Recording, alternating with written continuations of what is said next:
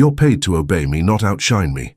Valentina's voice cracked like a whip through the ballroom as Amora stood frozen, trash bag still on her shoulder. But no one noticed Anthony at first, until his glass dropped, shattering at his feet. What he saw in that moment left the entire mansion breathless. 3 weeks earlier, Staatsburg, New York, Mills Mansion. The air at Mills Mansion always smelled like money, old, generational, unapologetic wealth. But for Amora Waters, it always smelled like bleach, brass polish, and whatever perfume Valentina Reyes had chosen to choke the hallways with that week. Amora had worked in the mansion for 2 years, longer than Valentina had dated Anthony. She had learned to walk quietly, speak even less, and exist only in the periphery. But lately, something had changed. Amora had been humming. It started quietly, barely a whisper when she cleaned the hallways, just melodies from a church choir she grew up with. But that morning, Anthony Hall had passed her on the stairs, and he had stopped. "Was that Sam Cooke?" he asked, eyebrow raised. Amora had panicked, heart jumping. "I'm sorry, Mr. Hall, I didn't mean to—" "Don't be sorry." He smiled and his voice softened. "That's the first time this house has felt alive in weeks." He didn't say more, just kept walking. But that single moment had knocked something loose in Amora's chest, something she had spent years locking away. Anthony, on the other hand, was a man drifting through his own empire. Born into oil money, educated at Wharton, the man had everything except rest, or maybe joy, or truth. He wasn't cruel, he wasn't cold, he was just numb. Valentina had helped, at first. Her beauty made sense at charity galas, and her ambition matched his brand, but lately even that felt curated, performed.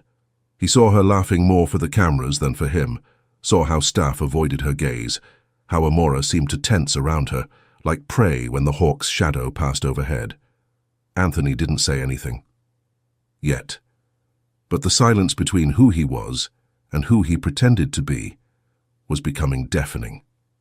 That evening, while the staff were preparing for the upcoming benefit gala, Amora stood on the back patio scrubbing a wine stain out of a tablecloth. The Hudson River glimmered in the distance.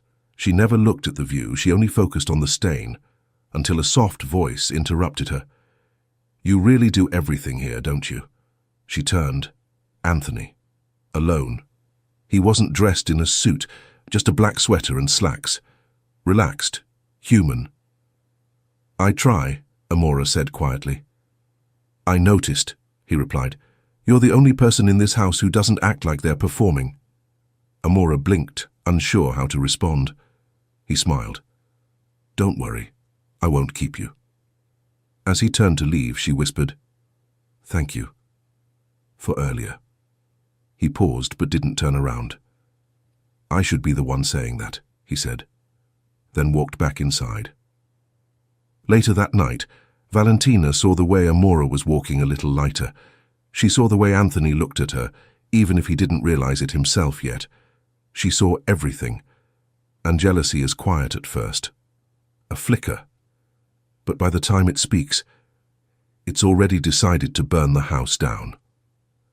The ballroom glowed with chandeliers and soft jazz. Diamonds sparkled beneath the golden lights as glasses clinked and laughter danced on the marble floors. At Mills Mansion, luxury wasn't just seen, it was inhaled, consumed, expected. The annual charity gala was in full swing. Politicians leaned over shrimp cocktails, influencers snapped carefully curated, candid photos, and the press circled outside like wolves dressed in satin. It was a perfect night, a performance of wealth, reputation, and control. And in the middle of it all, quietly weaving through the crowd with a silver tray, was Amora Waters, the black maid no one ever noticed. Until they did. She walked carefully, head slightly lowered, the tray steady in her hands. Her shoes made no sound. Her blouse was freshly pressed. Every movement was precise, practiced, invisible, until a drop of champagne betrayed her. It wasn't even her fault. Someone brushed past, the glass wobbled, and a single drop leapt onto Valentina Reyes's crimson designer clutch. Amora's breath caught. She turned instantly. "I'm so sorry." But Valentina had already risen. Her chair scraped back too loudly. Her heels tapped sharply against the floor. Her red dress shimmered like anger wrapped in silk. Guests turned. "It's fine," Valentina said sweetly at first, voice sharp beneath the sugar. "Mistakes happen." Amora opened her mouth, trying to retreat. "I didn't mean—" "I said it's fine," Valentina interrupted. She turned to her table with a laugh, tossing her hair back. "I mean, we can't expect perfection from the help, can we?" A few chuckles followed, nervous, awkward. Amora stood still. Valentina's eyes flicked to her again.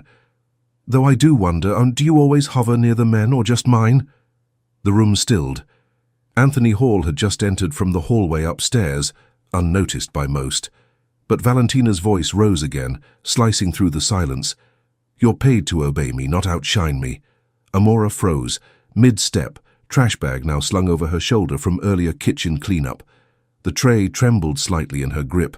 A soft gasp came from someone near the piano, another from behind the dessert table, and then Anthony's champagne glass slipped from his hand and shattered on the marble. The sound echoed, sharp, brutal. Everyone turned. He stood at the top of the stairs, suit perfectly tailored but his face unreadable, eyes locked on Valentina, on Amora. Valentina laughed nervously. "Baby, it was just a joke. She spilled—" He didn't blink. "You humiliated her." "Anthony, she's a maid." "And you're not a queen," he said, voice low. "You're just someone who thinks kindness is optional." Amora's eyes widened. She didn't know where to look, at the crowd, at her feet, or at him. He was still watching her, as if this was the first time he'd ever really seen her. "Pause here because maybe your heart's beating a little faster now. Maybe your chest feels tight. Watching someone who never asked for attention suddenly become the center of everything. If it hurts to watch someone get humiliated for simply existing with dignity, if you're rooting for Amora, just a little, then don't just scroll past. Hit that subscribe button, because stories like this, they matter. And you being here means you care. Support stories that lift unheard voices." Valentina turned toward Amora again, trying to recover. "She's being dramatic. It was a splash. You want me to apologize to someone who cleans my floor?" Anthony descended the staircase, his voice steady. "I want you to remember that no amount of money gives you permission to be cruel." And just like that, the ballroom no longer belonged to Valentina. All eyes were on Amora. And for the first time in years, she didn't lower her head. She stood there, silent, unmoved, proud, and still. And in that stillness, power shifted. The morning after the gala, Mill's mansion was quieter than usual, but not in the way it used to be. There was no music echoing down the marble halls, no soft laughter from the staff kitchen, just silence, thick, tense, unsettled. Amora Waters moved like she always had, swiftly, efficiently, invisibly. But now, eyes followed her. Whispers trailed behind her. Some staff smiled kindly. Others looked away, unsure how to handle what they'd witnessed. And Amora, she hated every second of it. She didn't want to be the center of anyone's pity. She didn't want anyone's sympathy. She just wanted to disappear, to go back to scrubbing baseboards in peace, not navigating this spotlight of discomfort. What stung the most, though, was the one person she didn't see all day, Anthony Hall. Not even a glimpse. He hadn't come down for breakfast. His car was still parked outside, so he hadn't left. But hours passed, still no sign. By afternoon, Amora found herself in the garden, trimming rose stems. The sky was grey, humid. Her gloves were damp with sweat. She tried to focus, to breathe, to just keep moving forward. But the weight of that ballroom and of that moment wouldn't let her go. What had she done? He'd defended her, in front of everyone. She hadn't asked for it. She hadn't earned it. And now the mansion felt like it was holding its breath, waiting for her to either fall or rise. Inside, behind the tall windows of his private study, Anthony paced like a man who had finally seen the truth and couldn't unsee it. He'd replayed it 100 times in his head. Valentina's words, Amora's face, the champagne glass shattering, his own voice, sharp, angry, honest, for the first time in years. He wasn't angry with Amora. He was angry with himself, for how long he'd overlooked it all, for how long he'd lived in a world that made cruelty look like confidence, and for how easily he had let Valentina's venom stain his home. He opened the study door, took 2 steps down the hallway, then stopped. Was he really going to go find Amora? And say what? Sorry she embarrassed you in front of 100 people. That wouldn't be enough. That would never be enough. But by dusk, fate made the choice for him. He was walking past the garden when he saw her, kneeling beside the rose bush, hands bare now, a fresh cut blooming red across her palm. She hadn't seen him. He stood there for a moment, watching her try to wrap the wound with a strip from her apron, then quietly, gently, "Here, let me help." Her head snapped up. "Sir, Mr. Hall." "It's Anthony," he said softly, crouching beside her. "Please." She didn't move, didn't speak, just stared at him like she wasn't sure if this was real. He reached for the hem of his own sleeve, tearing a strip of it off and gently wrapping it around her hand. "I should have said something sooner," he murmured, "long before last night." Amora swallowed. "You don't owe me anything." "Maybe not," he said, "but I feel like I do." She looked down at the roses. "I've worked in houses like this since I was 17, she whispered. "You learn to stay quiet, to stay small." He nodded slowly. "Then I want to make it safe enough for you to stop shrinking." Amora blinked hard, then stood. "With all due respect, Mr. Hall, this isn't a fairy tale. I'm not Cinderella, and you're not some prince who just figured out the kingdom's broken." She walked away, back toward the house, the sunset casting gold over her shoulders, her figure growing smaller and smaller in the light. Anthony didn't follow. He just stood there, watching her walk out of reach, but not out of his mind. Not anymore. The storm that rolled into Staatsburg the next morning was sudden and aggressive. Sheets of rain falling sideways, thunder snarling across the sky like a warning. The kind of weather that made guests cancel, that made drivers call out, that made everyone stay exactly where they were, which meant Amora Waters, who had just finished packing a small overnight bag to leave the mansion early, was stuck. And so was Anthony Hall. The staff entrance had been locked down for the night. No cars could get through the estate's long winding road, and somewhere in the chaos, the head of housekeeping had mistakenly assumed Amora had left already, so they reassigned her sleeping quarters, which left her with a problem. She stood at the base of the main staircase, soaked from trying to cover the garden furniture in the downpour, shivering slightly as she clutched her damp sweater. The rest of the staff had already retreated to the east wing, the only place left with an available guest room. The west wing, near Anthony's quarters. She hesitated for a long moment, her pride rising like bile in her throat. But lightning cracked just outside the window. Her shoes were soaked through. Her throat burned. She climbed the stairs, slowly. Anthony had been watching from his office window. Not on purpose, or so he told himself. But when he saw her walking in from the storm, rain dripping from her lashes, fingers trembling around her bag, something inside him clenched. He met her at the landing. "You're freezing." "I'm fine," Amora said too quickly. "There's a spare guest room down the hall. You'll catch pneumonia like this." "I said I'm fine." She stepped past him, jaw tight. But he didn't move. "I shouldn't have spoken for you," he said. She stopped in the hallway, her back to him. "At the gala," he continued, voice quieter now, "I should have pulled her aside, not made a show of it." "You didn't make a show of it," Amora said without turning around. "You made a choice. And now people think I slept my way to your sympathy." Anthony flinched. "Is that what you think?" She turned finally, her eyes stormier than the skies outside. "I think kindness costs more than people want to pay. And if you're rich enough to afford it, people assume you're buying something." The room went silent except for the soft drip of rain against the windows. Later that night, Amora stood in the guest room, wrapped in one of the mansion's thick white robes, trying to dry her hair by the fireplace. The power flickered, she sighed, mumbled, "Of course." A knock came at the door. She didn't answer, but it opened anyway. Anthony held a candle and a tray with 2 mugs of tea. "Truce?" he asked, his voice soft, boyish even. She hesitated.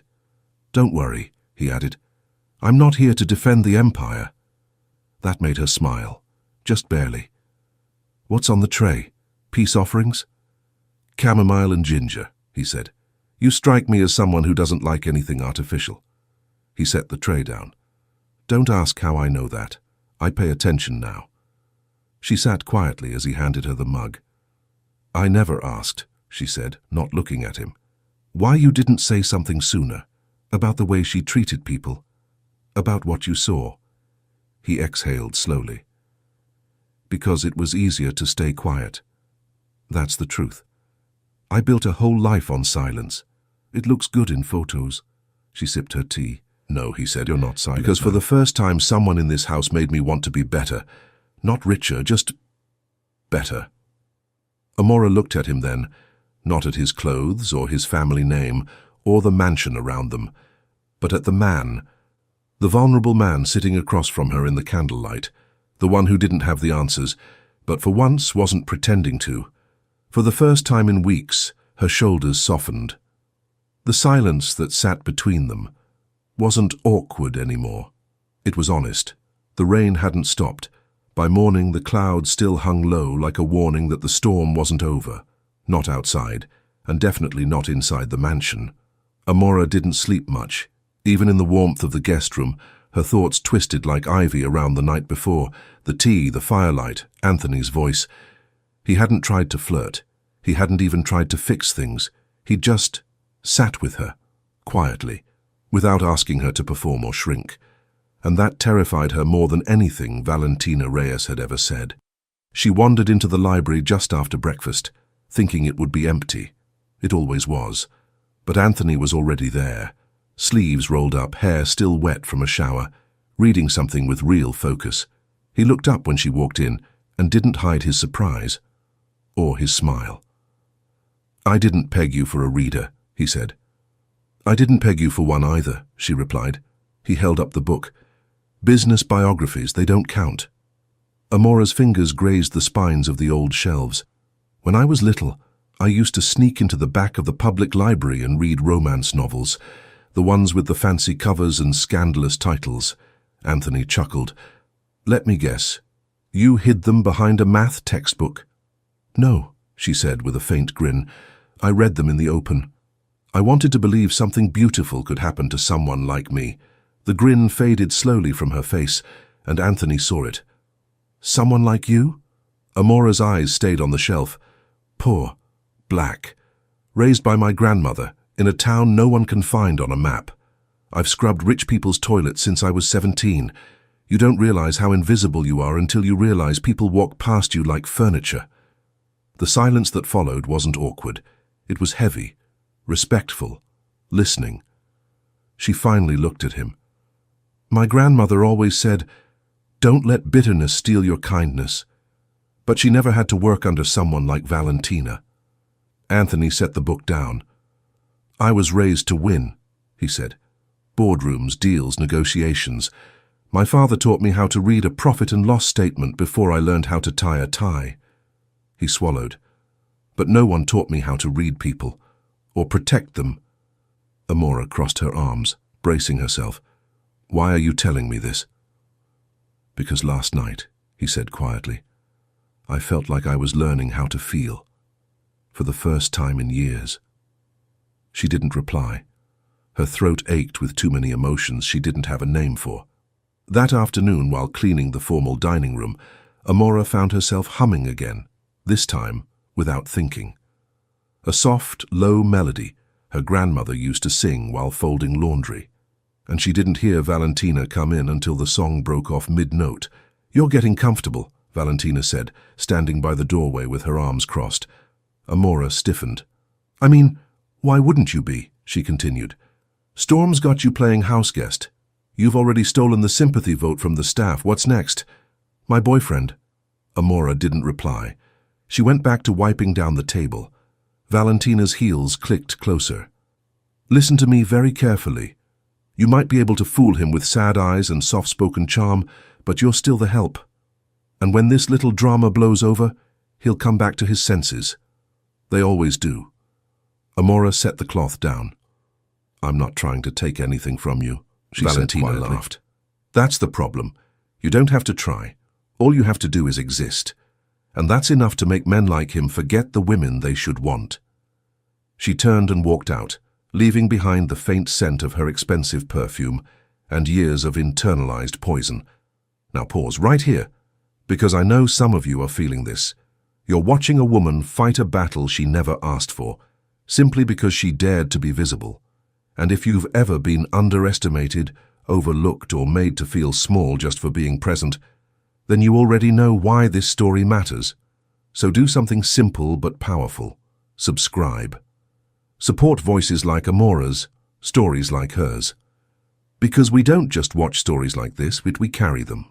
Later that night, Amora stood outside the library doors again. But this time, she didn't go in. She stood there, one hand on the wood, as Anthony's voice drifted from inside, laughing on a call with someone. His guard was down. His world was still spinning normally. And hers? Hers had been turned upside down. She let her hand fall and walked quietly away. The next morning, the storm had finally passed. The air smelled clean, like wet grass and fresh starts. Mill's mansion was quiet again, but it was a different kind of quiet. Not the stiff silence of control, but something softer. Open. Amora stood by the massive kitchen window, sipping coffee in one of the oversized mugs no guest ever used. She had taken it anyway. She didn't know why. The housekeeper had finally realized she hadn't left and offered her a second night in the West Wing while transportation was being sorted. Anthony hadn't objected. In fact, he hadn't said much at all since that night in the library. And maybe that was fine. Maybe distance was safer. But as the sun poured golden light across the marble floor and a gentle breeze rustled the curtains, Amora felt something she hadn't felt in a long time. Peace. Not safety. Not certainty. But peace. The kind that comes when your soul is tired of running from itself. Anthony found her sitting on the edge of the stone fountain outside, legs crossed, barefoot, her coffee mug nestled between her palms. He didn't say anything at first, just sat beside her. The birds chirped in the hedges. The sky was clear and unapologetically blue.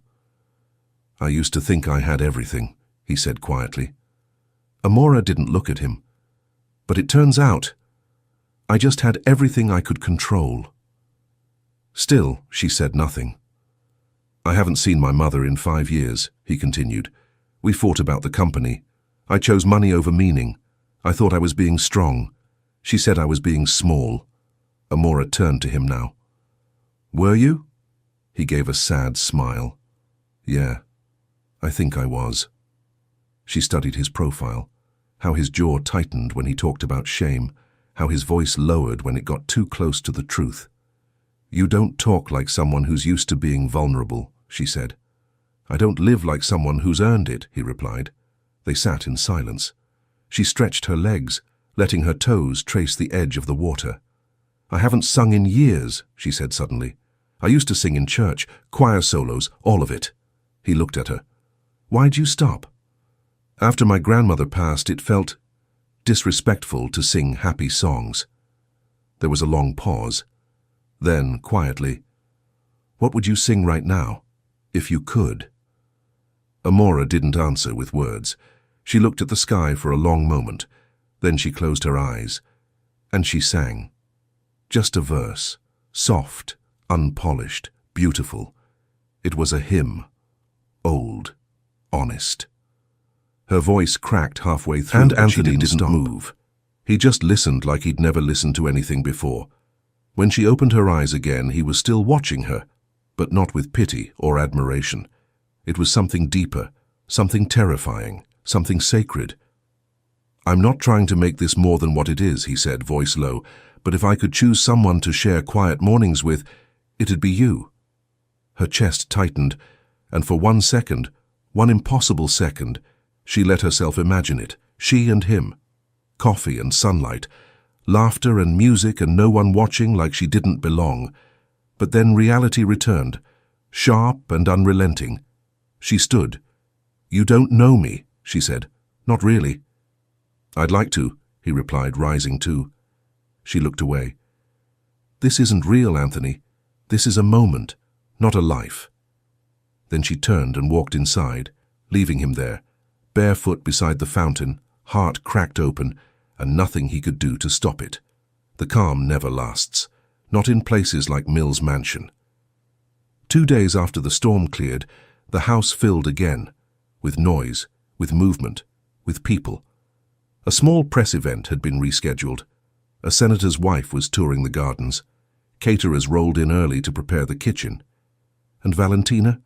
She returned, like she'd never left. She glided through the front entrance in a pastel silk coat and a glossy smile, hugging Anthony like nothing had happened. "I brought lemon cake from your favorite place," she said sweetly, placing the box on the marble counter. "Thought we could talk." Anthony didn't smile, but he didn't stop her either. He was tired, conflicted, and Amora saw it all from the second-floor landing. She had come down to deliver fresh towels to the guest rooms, but when she spotted Valentina in the kitchen, arms wrapped around Anthony's neck, whispering something only he could hear, she froze, and her heart dropped. That night, she sat on the back porch steps, arms wrapped around her knees, listening to the sounds of laughter echo from the main hall. Valentina was hosting a private dinner.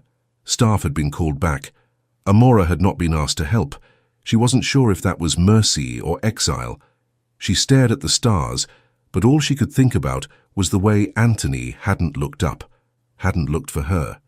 Inside, Valentina poured herself a second glass of wine, crossing one leg over the other.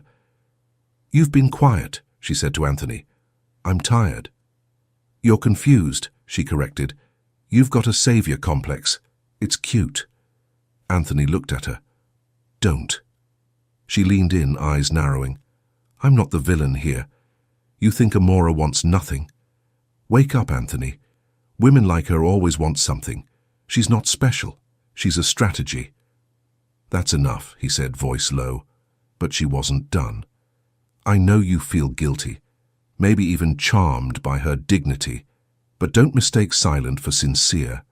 The minute you give her more than your pity, she'll take what she can and vanish. That's what they do." Anthony stood. His hands were shaking. And in that moment, Amora walked in. She hadn't meant to. She was just returning the laundry list to the butler's office. But the voices had carried, the words had stung, and her feet had moved before her brain caught up. Valentina turned, smug. "Oh." Speak Amora of the stood devil. Frozen, face unreadable. Anthony looked like he'd been punched in the stomach. "Amora," he said quickly, taking a step forward. "I didn't know you were—" "You don't have to explain," she said quietly. Valentina laughed softly. "Of course she doesn't. She knows who she is." Amora looked at Anthony now, really looked. And what hurt the most wasn't Valentina's words. It was that he hadn't stopped her sooner. It was the silence. Again. The kind that let women like Valentina win. Without a word, Amora turned and walked away. She packed that night. Not everything. Just enough. She didn't want to leave like a coward, but she couldn't stay like a fool, and if she didn't go now, she wasn't sure she'd ever be able to let go. Meanwhile, Anthony stood outside her guest room door, fist hovering mid-air. He didn't knock. He couldn't. Because he didn't know what to say anymore. And that silence, his silence, cost him everything. In her journal, Amora wrote only one sentence before she zipped her bag closed. "I knew better than to dream in other people's houses." She was gone. No note, no goodbye. Just an empty guest room and the soft scent of lavender lingering on the pillow. It hit Anthony the moment he opened the door. The way the bed had been made, the perfectly folded blanket at the foot, the single mug cleaned and placed on the tray. Amora Waters had left the same way she lived, quietly, with dignity, without asking anyone for permission. He stood there for what felt like forever. Something about the stillness made it all feel heavier, more final. And for the first time in years, Anthony Hall felt powerless, not because he'd lost a deal, or a board vote, or a reputation, but because he'd lost something real, something good, and he had no one to blame but himself. Downstairs, Valentina was in the kitchen pretending to read emails while the chef prepped lunch, but she could feel it, the shift in the house. Anthony's footsteps were louder now, sharper, like a man who'd finally woken up and realized the world he built wasn't just cold, it was empty. When he entered the room, she smiled like nothing had happened. "I thought we could talk. You don't have to pretend anymore," he said. Her smile faltered. "Anthony, I've known for a while about how you treat the staff, how you look at people. I just didn't want to face it." She stood, arms folded. "So, what now? You think the maid is going to love you back? You think you're in some Hallmark movie?" "No," he said calmly. "I think for once I want to be someone she would respect, even if that means I never see her again." Valentina scoffed. "You're serious?" He didn't answer. He didn't need to, because in his silence, she finally understood. He was done. Amora sat on a bus, head resting against the cold window, the landscape of Staatsburg blurring past. Her bag sat at her feet. Nothing expensive, nothing new. Just her clothes, a few keepsakes, and the small leather-bound journal her grandmother gave her when she turned 18. She held it tightly in her lap. A young girl sat beside her, no older than 10, with braids and wide, curious eyes. She looked at Amora for a long moment, then asked, "Are you sad?" Amora considered the question. She could have lied, could have smiled and said, "No, I'm just tired." But she didn't. "Yeah," she whispered, "I am." The little girl nodded. "Me too. But my mum says sad is just what happens before the good part." Amora blinked. "She sounds smart." The girl shrugged. "She's usually right." They both stared out the window after that, the silence between them somehow soft. That night, Anthony walked through the fountain where she once sat barefoot, sipping coffee and humming without meaning to. The place didn't look the same now, because he didn't feel the same. Everything in his life had been curated, measured, safe. But Amora wasn't safe. She was real. And that scared him, because real meant risk. Real meant being known, and maybe being rejected. Real meant choosing something that didn't come with guarantees. But now, as he stood there with his hands in his coat pockets and the air turning cool around him, he realized he'd rather risk everything than go back to feeling nothing. Now pause here, because maybe you've been here too, standing at a crossroads between comfort and truth. Maybe you've lost someone because you waited too long to speak, or maybe, just maybe, you've been someone like Amora, walking away because no one ever fought for you. And if you're still watching, still feeling this story in your chest, subscribe, because this isn't just fiction and this is real life disguised in a story. And you're the kind of person who understands why that matters. Back in her small apartment, Amora unpacked in silence. No music, no TV, just the sound of keys dropping into a bowl and the slow creak of drawers opening. She pulled the journal from her bag and opened it. Inside was a folded note she'd forgotten was tucked in the back. Her grandmother's handwriting, soft and fading. "When the world doesn't make space for you, build your own table and make room for someone else too." She smiled, just a little. Not because she wasn't hurting, but because hope never really dies. It just gets quieter. And for the first time in a long time, she let herself wonder, what if he does come after me? 3 days later, the black town car rolled up to the quiet side street, just past Hudson Avenue. It didn't belong there, not among cracked sidewalks and flickering street lamps. But still, it idled softly beneath a leaning tree, the engine barely audible. Anthony Hall sat in the back seat, fingers drumming lightly on his knee. He hadn't called, he hadn't sent a message, because he knew this couldn't be planned, couldn't be polished, couldn't be performed. If she opened the door, it had to be her choice. If she didn't, he would walk away and never look back. not out of pride but out of respect. But first, he had to try. Amora stood inside her apartment, barefoot on the worn hardwood, frozen.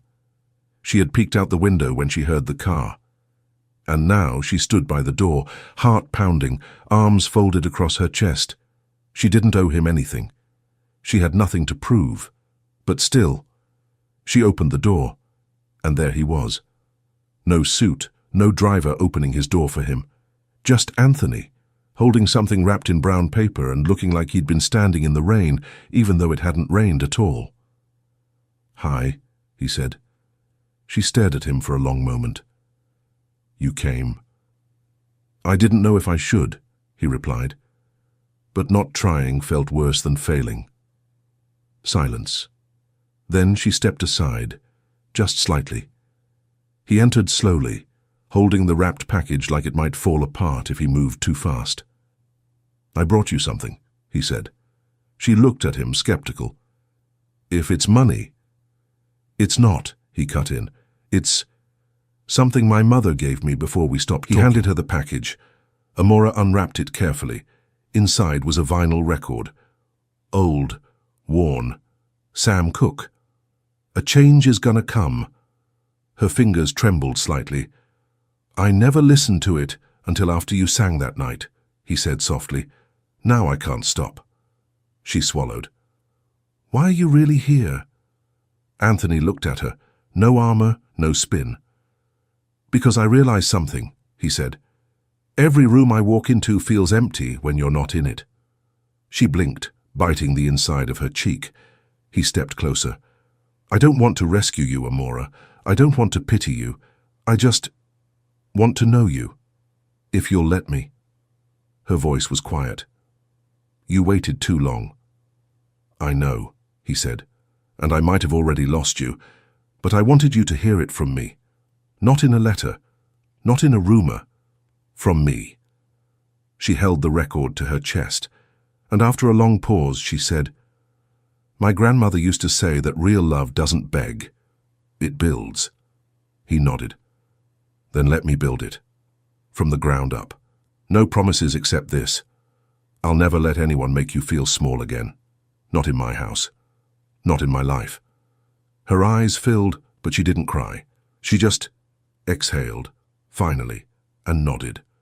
3 weeks later, a new hire started at Mill's mansion. She was young, quiet, nervous. On her first day, she accidentally knocked over a centerpiece in the East Wing.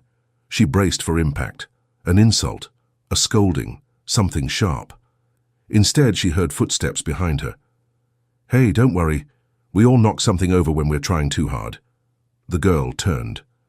Amora Waters, now head of household staff, smiled at her gently, picking up the flowers. She stood taller these days. She didn't shrink anymore. And from across the garden, Anthony Hall watched her with quiet pride, not because she was his, but because she was herself. And finally, the world had made room for that. Now listen, maybe this story made your heart ache. Maybe it reminded you of how easy it is to be overlooked, or how hard it is to speak up when no one's listening. And if you've ever felt like Amora, too quiet, too invisible, too easily dismissed, then you know exactly why this story matters. So don't just scroll past it. Hit that subscribe button. Because when we support stories like these, we're not just watching fiction. We're saying loud and clear, we see you, you matter. And your voice deserves to be heard. Some stories scream, others whisper their way into your bones. This one, it whispered until it was impossible to ignore, and that's what makes it unforgettable.